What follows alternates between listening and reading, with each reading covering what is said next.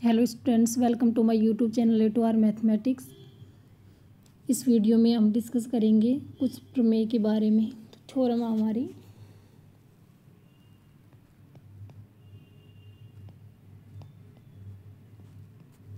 Theorem का statement है,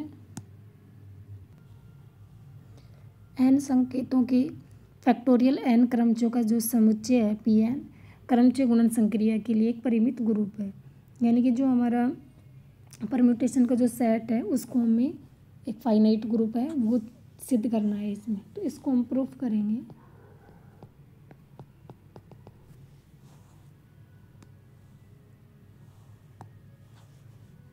माना वही ग्रुप को प्रूफ करने के लिए, यानी कि ग्रुप की जो प्रॉपर्टी है वो सेटिस्फाइड होनी चाहिए। इसमें 4 प्रॉपर्टी होंगी। फर्स्ट होगी क्लोजर, दूसरी होगी एसोसिएटिव, तीसरी होगी आइडेंटिटी एलिमेंट का एग्जिस्टेंस एंड 4 होगी इन्वर्स वाली प्रॉपर्टी। चारों प्रॉपर्टी को हम सेटिस्फाइड करेंगे, देन अगर ये सेटिस्फाइड है तो ये एक ग्रुप होगा। ठीक है, तो माना एस इक्वल टू एस में एलिमेंट लेंगे x1 x2 x1 x2 x3 xn।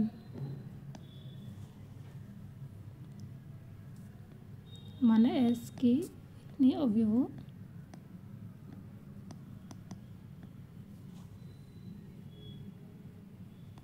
के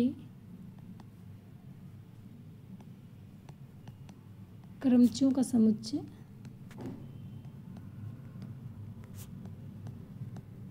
जो क्रमचयों का समुच्चय है वो पी एन है। एस के जितने ये एलिमेंट है उनके क्रमचयों का जो समुच्चय है वो पी एन है। हमें सिद्ध करना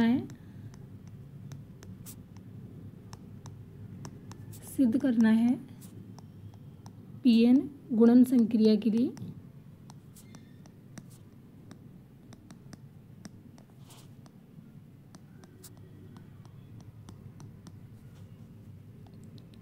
ग्रुप है। ओके, फर्स्ट प्रॉपर्टी हम क्लोजर प्रॉपर्टी लेंगे, नहीं समवर्त प्रॉपर्टी। माना अब पी एन के कोई भी 2 क्रमचय लेंगे, माना एफ तथा जी जो बिलोंग करते हैं पी एन में, तो इनका मल्टीप्लिकेशन एफ डॉट जी वो भी बिलोंग करना चाहिए पी एन में। ठीक है, ये हमें एफ डॉट जी बिलोंग करना चाहिए पी एन में। चूँकि एफ तथा जी क्रमचय हैं, दोनों क्रमचय हैं तथा हम जानते हैं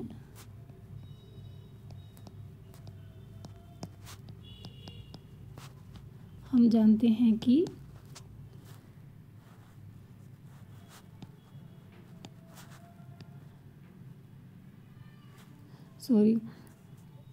क्रमचय तथा हम जानते हैं कि जो क्रमचय है क्रमचय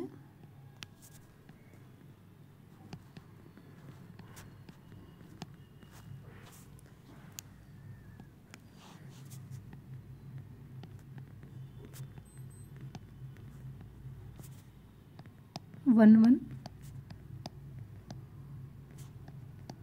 एंड ऑन टू फंक्शन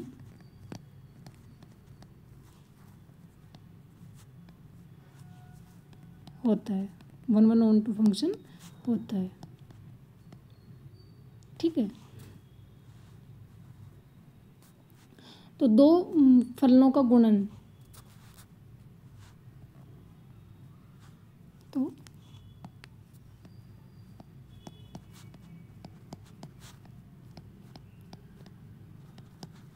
2 फलनों का गुणन भी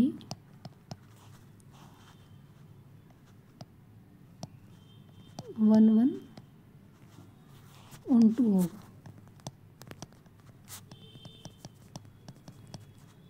ठीक है, अतः जो हमारा एफ डॉट जी है वो भी पी एन में बिलोंग करेगा। अतः पी एन गुणन संक्रिया के लिए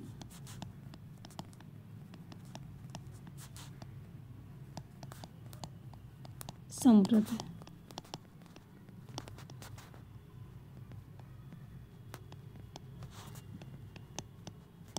ओके, नेक्स्ट प्रॉपर्टी है हमारी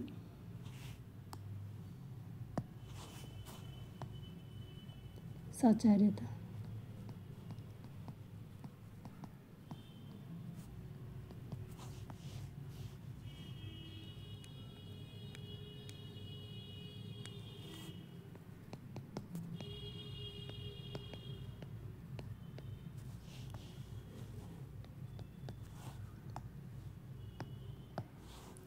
माना इसमें क्या होता है, माना तीन वो एलिमेंट लेंगे, इसमें फंक्शन मानेंगे एफ जी और एच बिलोंग करते हैं पी एन में। ठीक है, तो F dot G dot H equal होगा एफ जी ऑफ एच के। ठीक है, तो ये इक्वल होगा F of G of H के, sorry F of G of H के। तो एफ और जी को एक साथ लेंगे, तो एफ जी और एच, यानी कि एफ डॉट जी एच इक्वल हुआ एफ जी एच के। अतः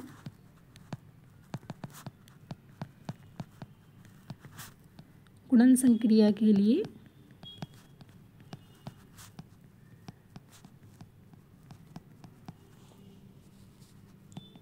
पी एन साचर्य है। ठीक है, नेक्स्ट प्रॉपर्टी होगी हमारी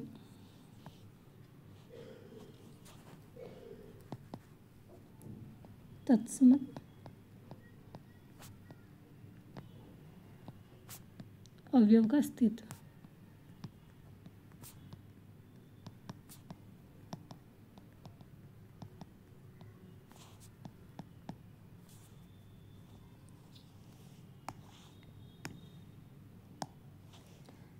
माना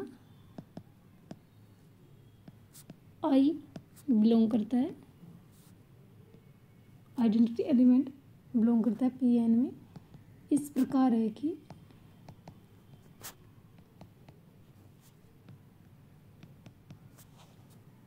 अगर फंक्शन में हम आई एक्स रखें, आई रखें, देन ये इक्वल होगा एफ एक्स के, या फिर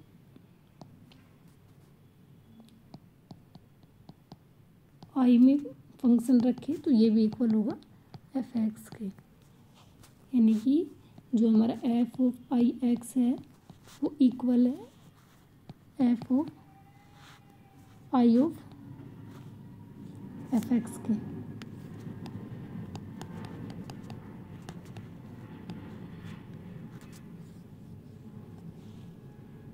अर्थात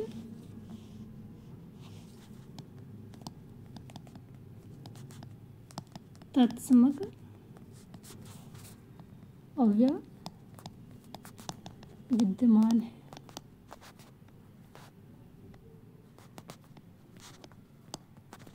ओके, यानी कि अगर हम फंक्शन में कोई वैल्यू पुट करें तो वो फंक्शन में वही वैल्यू हमें मिल जाए, तो ये हमारी डेफिनेशन होती है उसकी, सॉरी आइडेंटिटी एलिमेंट की डेफिनेशन होती है। अर्थात इसमें जो हमारा आइडेंटिटी एलिमेंट है वो विद्यमान है। फोर्थ प्रॉपर्टी होगी हमारी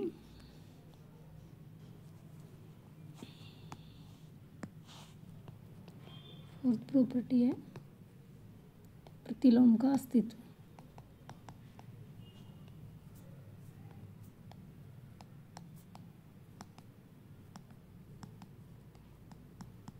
ठीक है, माना एफ क्रमचय है, बिलोंग करता है Pn में। अब एफ अगर Pn में बिलोंग कर रहा है तो एफ है वो 1 1 और ऑन टू फलन है, स्पष्ट है।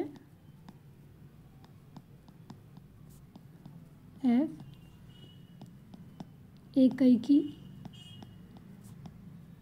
आच्छादक फलन है, ठीक है।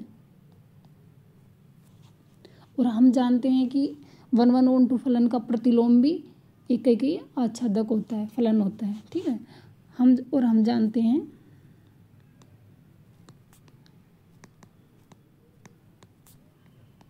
जानते हैं कि 1 1 ऑन टू फलन यानी कि एकाएकी आच्छादक फलन का प्रतिलोम भी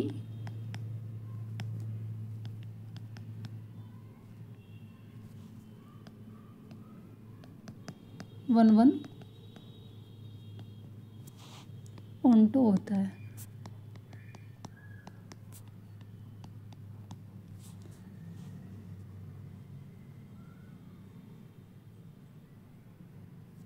अर्थात एफ इनवर्स बिलोंग करता है Pn में, ठीक है। तो F of F inverse X equal होता है f of F inverse x के, यानी कि एफ और एफ इनवर्स किसके इक्वल होंगे, आई ऑफ एक्स के, यानी कि आई ऑफ एक्स इक्वल है एक्स के, ठीक है।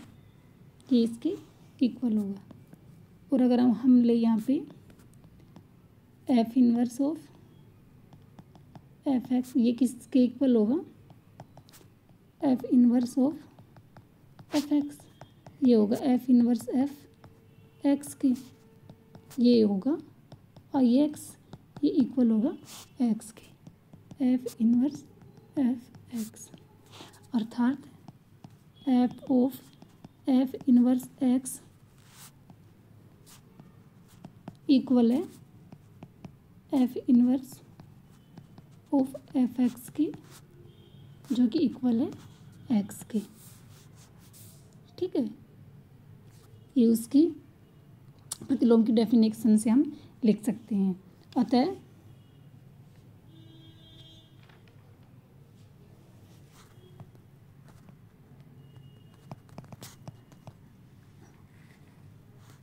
Pn क्रमचय गुणन संक्रिया के लिए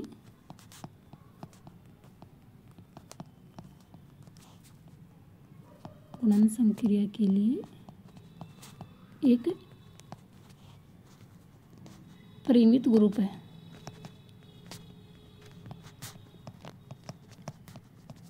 चारों प्रॉपर्टी सेटिस्फाइड करता है, अतः यह एक फाइनाइट ग्रुप है। नेक्स्ट थ्योरम हम देखेंगे।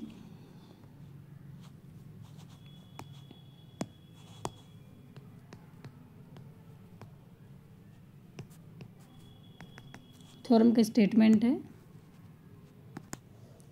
आर लंबाई के चक्र की कोटि आर होती है, ठीक है। ये हमारी थ्योरम है, बहुत ही इम्पोर्टेंट थ्योरम है, वेरी वेरी इम्पोर्टेंट। इसको हम प्रूव करेंगे।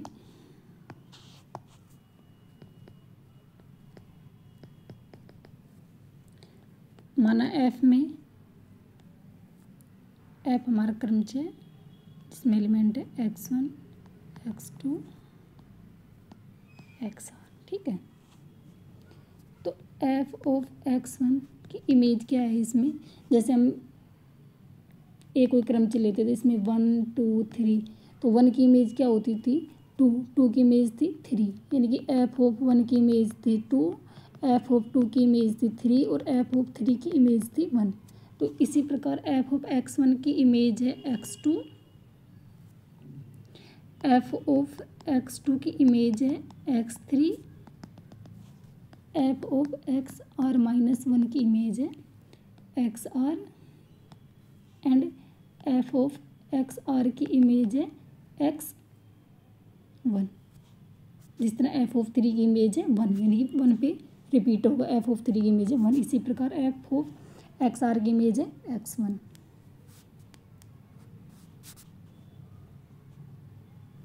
ओके, देन हम वैल्यू निकालेंगे एफ ऑफ एफ x1 जो इक्वल होगा एफ ऑफ एफ x1 की वैल्यू है x2, एफ ऑफ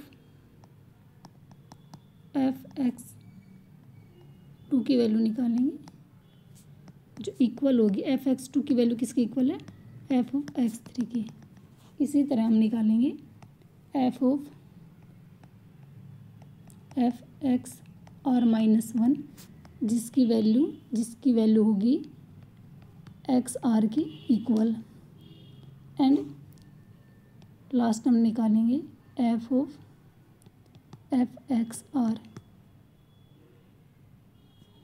जिसकी वैल्यू है इक्वल है एफ ऑफ x1 की। ठीक है, अब यदि जो हमारा x है नोट बिलोंग करता है set x1 x2 and xn में, ठीक है, इसमें हमारा ये x वो बिलोंग नहीं करता, और एफ ऑफ x है वो इक्वल है x के। ठीक है, तो यहाँ से हम वैल्यू निकालेंगे,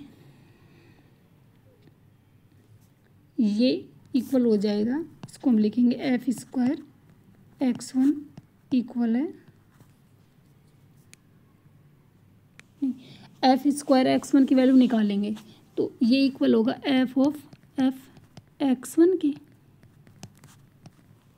जो कि वैल्यू है एफ x2 की इक्वल, जो कि इक्वल होगा एफ x2 इक्वल होगा x3 के। इसी प्रकार एफ स्क्वायर x2 की वैल्यू है वो इक्वल होगी x4 के। ठीक है, इसी तरह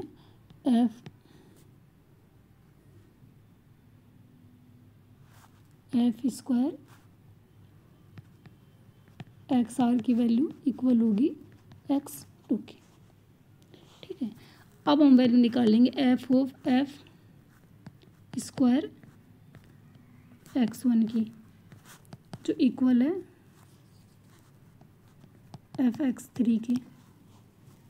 इसी तरह हम वैल्यू निकालेंगे f of f square x2 की जो इक्वल है एफ x2 के। F of f square x r equal होगा एफ x2 के, यानी कि जो एफ क्यूब x1 है वो इक्वल होगा एफ x3 की वैल्यू क्या है, एफ x3 की वैल्यू होगी 4। ठीक है, एफ क्यूब x2 की वैल्यू होगी x5। इसी प्रकार एफ क्यूब एक्स आर की वैल्यू x3, यानी कि फंक्शन को फंक्शन में रखकर हम f1 की एफ स्क्वायर की एफ क्यूब की इसी तरह हम वैल्यू निकालेंगे एफ की पावर r -1, जैसे हमने एफ एक्स की निकाली थी, एफ एक्स की एफ स्क्वायर एक्स की एफ क्यूब एक्स की एफ की पावर r -1 एक्स की वैल्यू निकालेंगे वो किसके इक्वल होगी, यानी कि इससे नेक्स्ट जो इसकी पावर है उससे एक ज़्यादा होगी, यानी कि इसकी पावर से एक ज़्यादा है, यानी कि r -1 है तो इसकी r होगी, f की पावर r -1 x2 की वैल्यू होगी x1। ठीक है, इसी प्रकार f r -1 x r की वैल्यू होगी x r -1।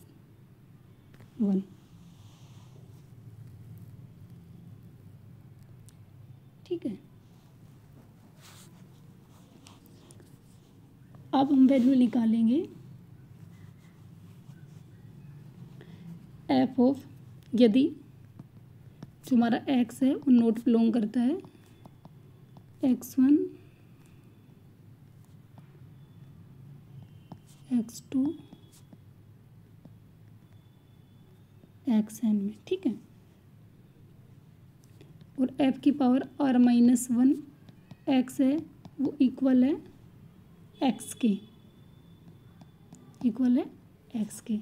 देन f की power f r-1 x1 equal होगा f(x), इसकी वैल्यू किसके बराबर है, r के।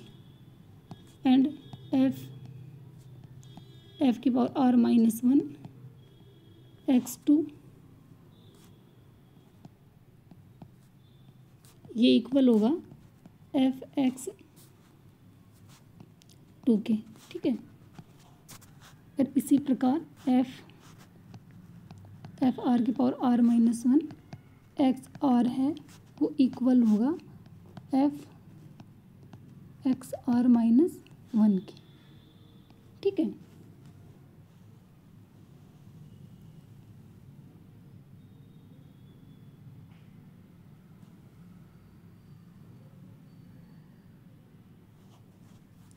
देन हम इसको लिखेंगे f की पावर r x1 है वो इक्वल है x1 के।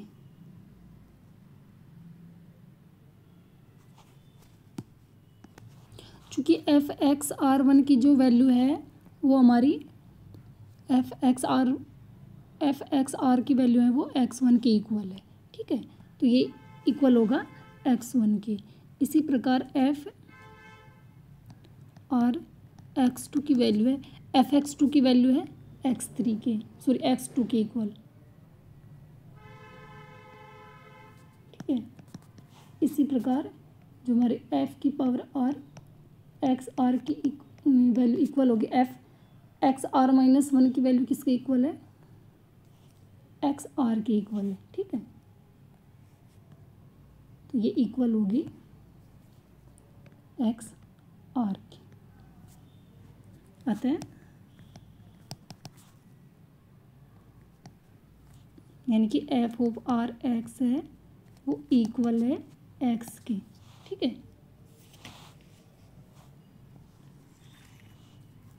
अतः स्पष्ट है कि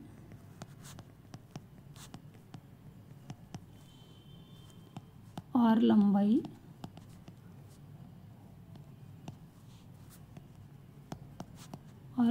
के चक्र की कोटि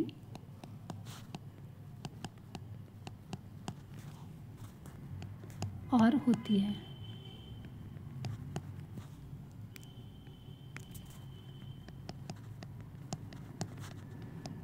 ठीक है। नेक्स्ट थ्योरम है हमारी